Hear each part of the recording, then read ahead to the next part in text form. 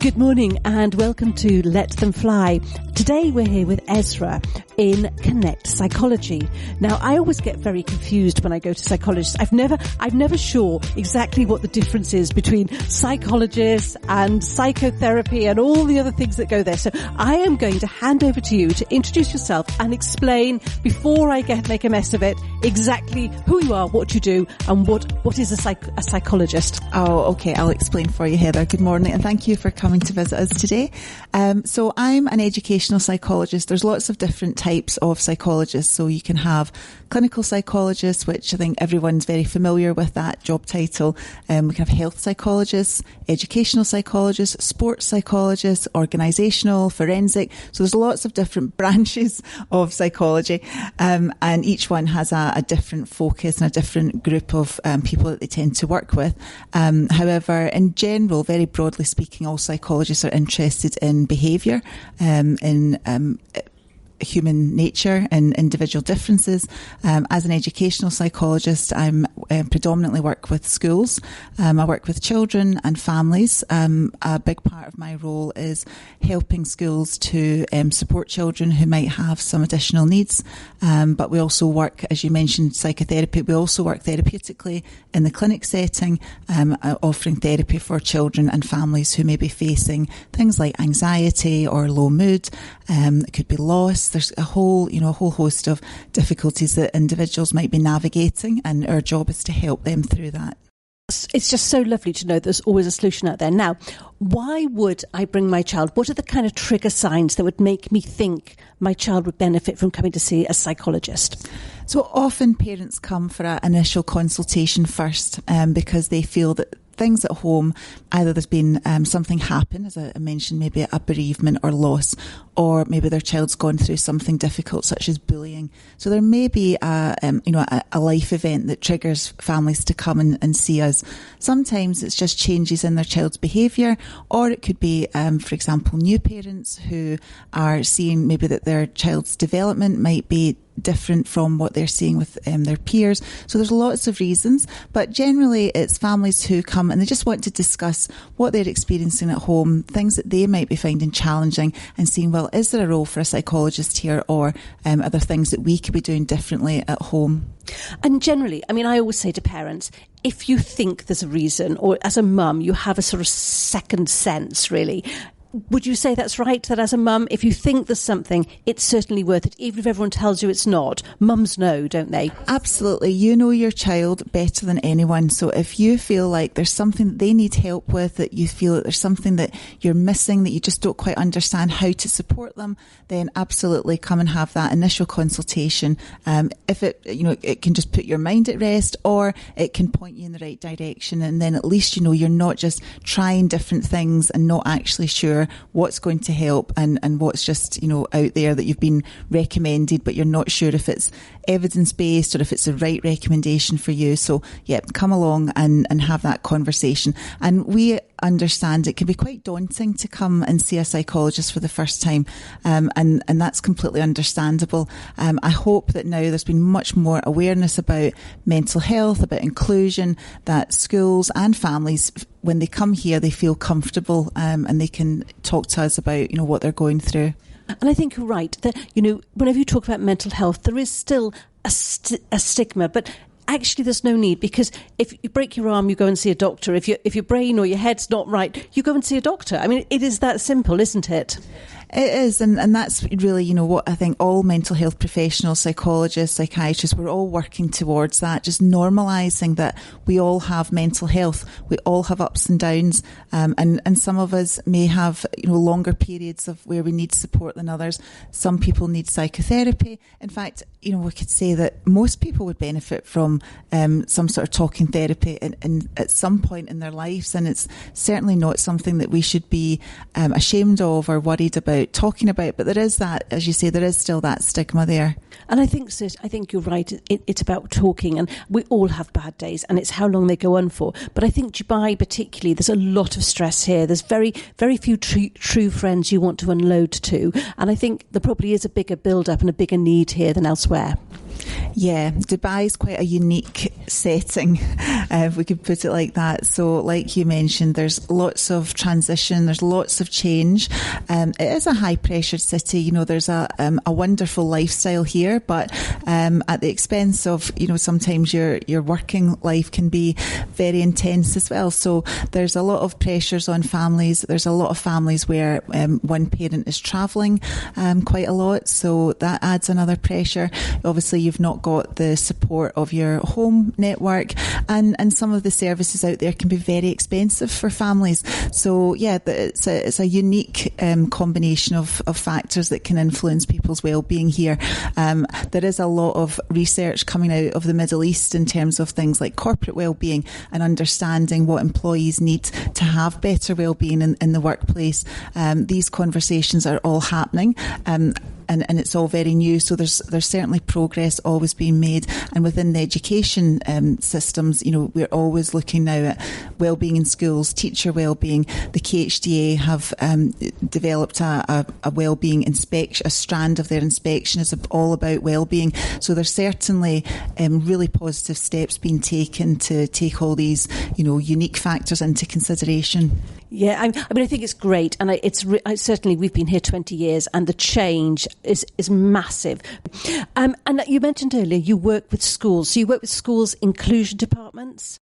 Yeah, we work with inclusion teams, we work with SENCOs, inclusion teachers, and with wellbeing teams as well. So often the process is that a child will come to us with their parents. Usually that will be then an assessment happens, an assessment following the consultation. And the assessment is to identify where are this child's really learning needs, where are their strengths. So we want to build a really in-depth understanding of this child's learning profile. And then we meet with the school as well, and we talk about what the assessment means. And then importantly, how does that translate into classroom supports? What needs to be done in the classroom to help a student access the curriculum? And can that arrival with you, can that be either triggered by the school or by the parent or by a doctor? Yeah, we have referrals come from schools. Schools will recommend that an educational psychologist works with a family.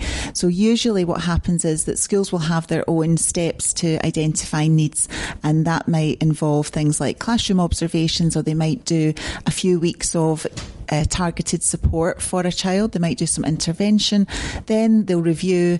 If they still think there's more needs there that they've not quite understood, then they'll make a referral and they'll suggest to the family that it would be helpful to have an educational psychologist involved. And just talk me through what an educational psychologist consult would look like for a parent and a child. A bit like this, really. We would just be sitting, we want to create a very, very welcoming, supportive space, and it's a non-judgmental conversation, really. We gather background information, so we go right back to the early development. We look at developmental milestones. We'll talk about significant life events, any changes that have happened, social development, emotional development. So we really look at, that whole, the child's whole history, really. And then we look at educational, has there been a lot of changes in education, changes in schools? So we do things like that. We talk about all those things, and then we look at, right, what's the presenting need right now? What is it we're seeing in the class? What are schools saying? And then we speak to school as well. So we have that full picture of what's going on for that young person. And that's the consultation. At that, we then agree what the next steps would be. That could be that I say, well, why don't I go in and do a classroom observation in the school? Or it could be that we do an educational assessment, or it could be that we're hearing that maybe there's signs of ADHD or traits of autism, so then we can do a neurodevelopmental assessment. So there's different directions that process can take you.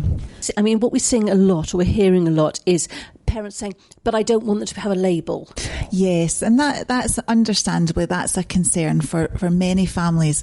And there's different schools of thought on that, to be honest. There are some, I'm trained in the UK, I'm from Scotland. When I did my training, there was a lot of debate about the benefits or not of having a diagnosis and having a label. And I think it's still happening, that conversation, whether or not that's good for a child or a family, or whether or not it creates, as you say, more stigma around needs. My experience is that I would say most or all families who have a label or a diagnosis find it incredibly helpful. The reason it's helpful is because it then is a clear, signposting what needs to happen next, and also for the young person, they're already recognising if they're having difficulties with their learning, if they're having difficulties socially, they can see that, they feel that. Now, the narrative they're telling themselves can be something quite negative. They can say it's something wrong with me, I'm just not smart. So there's lots of things that children will be telling themselves. Having an accurate diagnosis it lifts that away, and it says this is the reason why you're not finding it easy to learn to read, for example. And then they learn about dyslexia or dysgraphia or whatever that assessment might show up, and that can be so empowering, because then that young person can learn more about how they think, how they learn, and can actually speak up for themselves as they get older, and can say, I've got dyslexia, therefore I benefit from using a laptop, or I need a little bit more time to finish my exams. So it can really, lift a lot of that kind of negative self-talk that young people might be developing. I think there's been a huge difference as well, and I think the problem is parents that are my age, and most probably even young, probably a few years younger, is that a label was an excuse for not achieving. Nowadays, a label is just a direction that you can learn differently. And I've got two children, and my eldest one was very much, the school, you say, oh, well, he's dyslexic, he can't achieve. The middle one, who's also dyslexic, that even 7 years difference was, oh, well, we just need to change his learning to be like this. So I think sometimes once you get that diagnosis, one, it helps your child to understand the learning. Two, it helps you as a parent to understand how to pivot that learning to make that work. But three, it's kind of, if you like, it's the way of just ensuring that everybody's on the same page.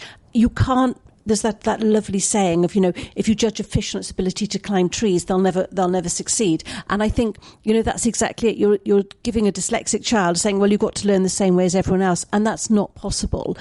They can learn and exceed and do far better than everyone else, but only if they learn in the right way. Absolutely. And I think that now we're seeing, lots of, particularly in the public eye, lots of famous people are coming out and saying, well, I've got dyslexia, or I've been diagnosed with Tourette's or anxiety. And it's wonderful to see, because then young people have got, they can connect to that, they can relate, and they say, oh, right, so you're successful, you're a high achiever, and you've went through school with dyslexia, and then still managed to achieve all these great things. And I think it just really demonstrates that those barriers are created by systems, actually, rather than being a barrier for the individual. And once that's recognised, it can be navigated much easier. And Richard Branson, who's my absolute hero, and he's done so much work with dyslexia, and I just follow him so avidly, because he's such an ambassador for just proving that it's not about failing with dyslexia, it's about absolutely flying. Yeah, absolutely. And also that assessment process is not a focus on deficits. It's absolutely not the reason why children and young people are coming here for assessment. It's to understand the big picture, the whole profile of yourself. How they learn, yes. So it's not an assessment where you come out and get told all the things that you can't do. That's just, pointless. That the whole point is that we have a better understanding of how, like you say, how we can put supports in place and accommodations to help children fly, and that's what the aim is. One of the things I find particularly interesting is when I'm working with children who are dyslexic and they've been diagnosed, and you'll be sat and Dad will be in the room talking, and he'll say, do you know what, I think I'm probably dyslexic. And it's true, it runs through generations. There's some real evidence that it's inherited, isn't it? Yes, and that's something we also work with adults here at Connect. We do adult assessment for ADHD and autism, and often at feedback meetings, either one or both parents will say, that sounds exactly like me, and then may even book in themselves because they've felt that they've struggled their whole life, or they've had to take, just work incredibly hard or take extra steps to help with their organisation, and again, very high achieving, but at a cost, because then that comes with often increased anxiety, higher levels of stress, because you're grappling with a different way of thinking, and that's been something that you've managed your whole life, and it can be, again, quite a relief for parents to say, maybe that's what I've been struggling with all these years. Yeah, because I went through that journey. So my son, when he was diagnosed, I suddenly went, oh my goodness, that's why I found work. I mean, I failed school, and I know I'm running education now, but I failed in school because I couldn't learn, and I was just considered not very clever. And actually, I left school and have flown because it wasn't. I didn't have to work the way I was told to in school. In school, I mean, I'm going back, a very long time. I'm very old now, so school was very inflexible at that time. And now understanding that learning journey, and I love being able to share that with parents because it's so important to change the way you learn, and my children, my son particularly, he really struggled through school with dyslexia and dysgraphia, and, we pivoted because I had my own understanding. I could pivot that learning for him, and he's now in his last year of university, will hopefully, fingers crossed, pass his degree, really well. But he couldn't have done that without being diagnosed if it was. Yeah, so that's an amazing example of how having that understanding, how having a diagnosis can just, it just makes it so clear what the next steps can be, and the outcome's completely different from had he not known that. And I say to so many children, you just have to get through school, and some schools are very much better than they were, but it's a tough journey, and I think inclusion departments are full now, which doesn't help, and I think, some teachers just don't get it, and some students do really struggle, and I think it is good that they can be diagnosed. So tell me, in terms of psychology, what are you seeing most common at the moment? We work with a lot of young people who are experiencing anxiety. We have had ongoing over the past few years, there's just been an increased awareness, particularly around girls with autism, and how girls can present very differently to boys. So there's a huge amount of research and increased understanding about that, and we're seeing now a lot of referrals for autism assessment and also for ADHD assessment being triggered more, increased press coverage. There's a lot of, that's certainly helped people reflect and to learn more. COVID also, that was a time when, we were in very unnatural circumstances and caused a lot of families to feel under stress. So things came out then that maybe wouldn't have had we been just, carrying on as normal. So in terms of mental health awareness, having had that, lived through a pandemic, I think that's certainly the outcome, if we can think of positives, is that we're all very much more aware of our mental health and our vulnerabilities and when we feel most fragile and under pressure. So in some ways that's been good because it has prompted people to seek out support. So, I mean, a lot of anxiety, I know, for parents, and we deal with this a lot where children are just refusing to go to school. What are your tips for dealing with children with anxiety? So there's different, what you described there, there's the whole school, emotionally based school avoidance. Importantly, I would say, is to understand first, what's this young person presenting with. So is it a social anxiety? Is it a general anxiety? So there's different types of anxiety. So it'd be important to have that assessment and accurate formulation of what their needs are while we're planning what therapy would be most helpful. For school avoidance, yes, there's been a huge increase. I know particularly the numbers coming out of the UK, and a lot of that has been attributed to the education system is not meeting everyone's needs, and that there's a huge pressure to attend 100%, and children with additional needs are not able to meet that attendance expectation, and families are being put under incredible amounts of pressure to get their children into school who are struggling with anxiety. When we look at some of the figures in more depth, we can see that a lot of the children who are users may also be presenting with traits and characteristics of autism, and that's some recent research that's been published. So there's a lot of overlap there, and I think that to expect everyone to get into school and learn in exactly the same way is part of the reason why we're seeing this rejection of the system that's in place. And we've mentioned a couple of times about autism, and I know a lot of parents really worry about this. What are the key things that would make trigger you as a parent to say, I want to check that out? So there's different presentations of autism. As you said earlier, it's known as a spectrum. So the spectrum is not sort of linear in that you're sort of very autistic or not autistic. Within that, there's a whole range of different profiles, and there's a nice saying that you've met one autistic child, you've met one autistic child. So everyone's very different. We're all different in how we think and behave. So we would very generally, though, there is a criteria in the DSM, the Diagnostic Statistical Manual, that we would be following when we're making diagnoses, and that would be differences with social communication, so social interactions and social understanding, and sensory needs are part of the autism profile, so sensory sensitivities, and then there's also a part which is restricted or sort of a preference for sameness or repetitiveness. So within that DSM-5 criteria, children have to have met certain number of those symptoms or characteristics of autism, and that's the way that the assessment process involves, say, a detailed developmental history. There's a very in-depth parent interview that happens. Often that's looking at very early language skills, early language development. And again, sometimes parents may not have noticed any differences in that. So the kind of typical presentation of autism would be that maybe children learn to speak and then there's a regression, or that they lose skills. That's not always the case. So it is that assessment process, and being in a clinic where there's a level of expertise of autism is really important. So there's a detailed interview, and then there's usually a classroom observation, a school observation.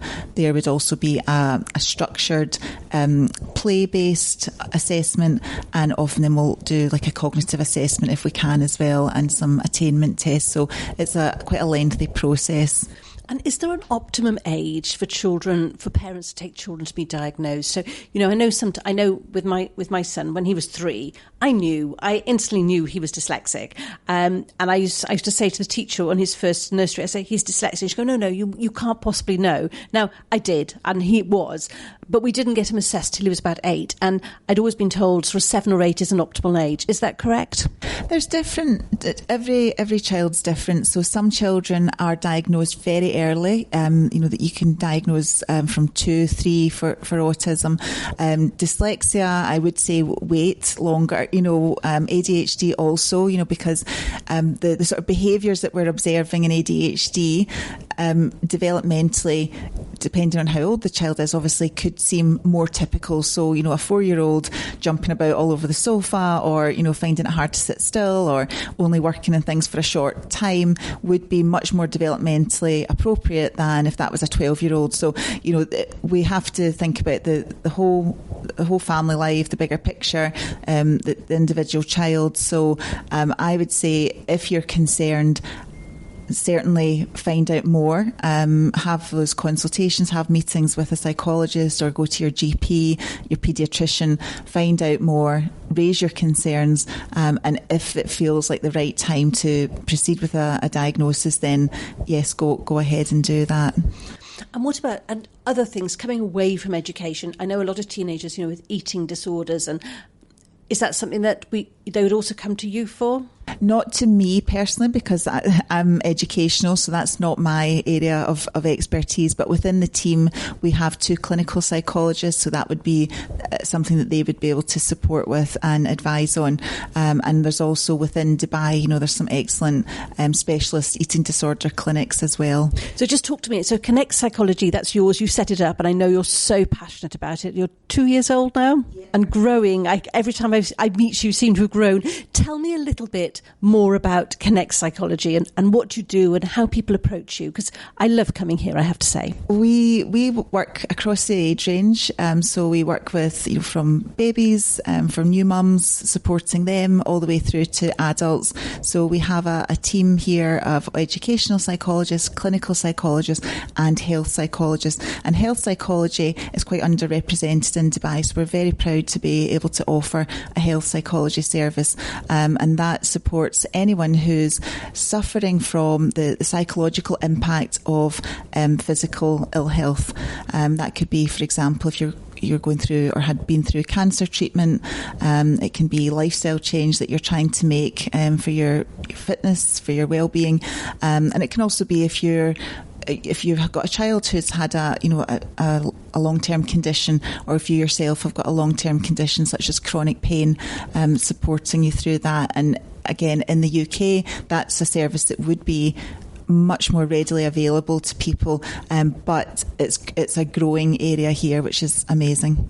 And tell me, so just the last question. I mean, I love talking to you because you're so passionate, you're so calm, and it's like everything I'd expect a psychologist to be. So just tell me, how did you get into psychology, and tell me a bit about your life history.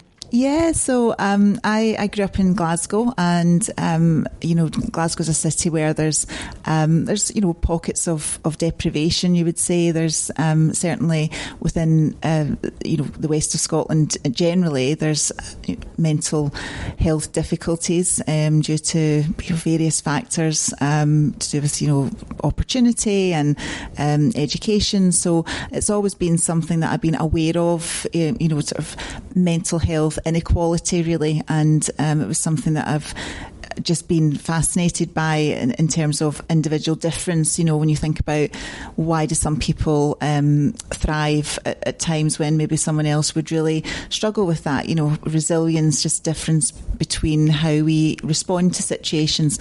So that's always been an interest. And then I just went on to study psychology after school, and then as an undergraduate degree, and then I actually worked overseas for a while, so that gave me a really good experience in international schools, and that's what put me towards educational, because I said at the start there's different branches of psychology that you can go into, but working in a school was what made me really want to then study educational psychology. So then went back and did a postgraduate degree in that, and then worked in the UK for a number of years before moving to Dubai. And what made you set up your own business? I think just because we've been here 11 years, and you see that there is a need there, but there's different ways that people approach mental health, and we wanted to set up a clinic where we normalised that everyone has mental health, where we brought together like-minded professionals who can offer that safe space for families and individuals in Dubai, and really just that we wanted to bring excellent support because we know that there's a need out there. So that was really the main drive behind Connect. That's lovely. And thank you so much for inviting us here to have a chat. So Connect Psychology, it's based in JLT. Super easy. We'll drop the details within the link. Super easy to get an appointment with you. You don't have months and months of waiting. And just a really, really lovely team. So ask for Esra would be my advice. Thanks, Heather. It's been lovely to have you here, and please, we offer sort of introductory calls if someone wants to just have a chat. Of course, that's fine. You can speak to one of our team. You can ask them about therapy. We really want to break down barriers to people accessing therapy. If you want to pop in and have a coffee, you're welcome to do that. We've had clients come in just to see the place first, and then they come back for therapy, and it just makes you feel that you've been there before, it's somewhere more familiar. And we also offer online sessions if you would prefer to do that as well. Amazing. So I've seen so many psychologist companies recently. How does a family choose the right psychologist for them? That's a great question, Heather, and I'm really glad you've asked it, because it does feel like there's a lot of choice out there and it's hard to know, who to go to. I would say, and this is really important, and not many people are aware of this, but in the UK in particular, the term psychologist is not what we call a protected title, and that means that you can say that you're a psychologist, but maybe don't have the qualifications required to be registered with our governing body, which is the HCPC. Now, if you're registered with the HCPC, which I am and the UK members of the team are, then that means that you have done the qualifications to a level that is expected for that profession, and then your job title is then protected. So educational psychologist is a protected title, health psychologist is protected, clinical psychologist, counselling psychologist, but psychologist as a standalone is not. So for families, I would say do your research on the clinic, check that everyone is licensed, and if you want to, have a conversation about it, speak to the psychologist on the phone. Most clinics would be happy to do that and be able to provide you with that information. In Dubai, all psychologists should be licensed by the CDA or the DHA. However, there is that caveat that that's not the same level as the UK standards, which is the HCPC registration. So it's slightly different. There's obviously differences with international, degrees and how different countries qualify as a psychologist. So it's just something to be aware of, and check that your psychologist clinic is licensed by the CDA and or the DHA, and that everyone has insurance and their own professional license.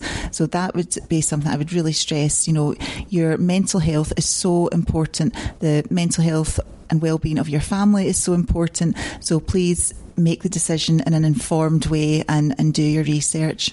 Yes, I think there are a lot of people out here who operate across a lot of different industries who aren't regulated. And I think it's so important, as you say, to make sure they are. So give me that name again, the CP. In Dubai, it's the CDA, the Community Development Authority, and the DHA, Dubai Health Authority. So the clinic, you would expect them to be regulated by one or both of those organisations.